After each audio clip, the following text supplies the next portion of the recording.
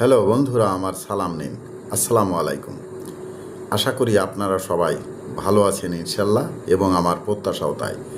সেই সাথে আমার প্রীতি ও শুভেচ্ছা নিন। আজ এ পর্যায়ে যে বিষয়ে কথা বলবো তা হচ্ছে, একজন নিরক্ষর ব্যক্তির মুখ দিয়ে উচ্চতর সালঙ্কার বাগ্মিতাপূর্ণ যে কালাম বের হয়েছে, যার কোনো উপস্থাপনে সমগ্র বিশ্ব অপারগ হয়ে পড়েছে। নিঃসন্দেহে এটাই প্রমাণিত হয় কোরআন কারিম নিজেই আল্লাহর কালাম ও স্বয়ং আল্লাহর সত্য বাণী।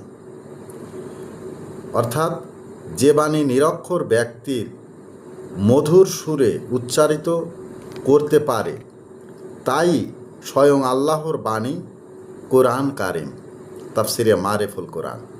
এ পর্যায়ে এখানেই রাখছি। ততক্ষণ পর্যন্ত সবাই ভালো থাকুন, সুস্থ থাকুন এবং নিরাপদে থাকুন। শুভকামনা নিরন্তর সবার জন্য সবসময়। ধন্যবাদ ফেসবুক মেটা, ধন্যবাদ সকল বন্ধুসহ সবাইকে। আবার দেখা হবে অন্য কোনো ভিডিওতে। আল্লাহ হাফেজ।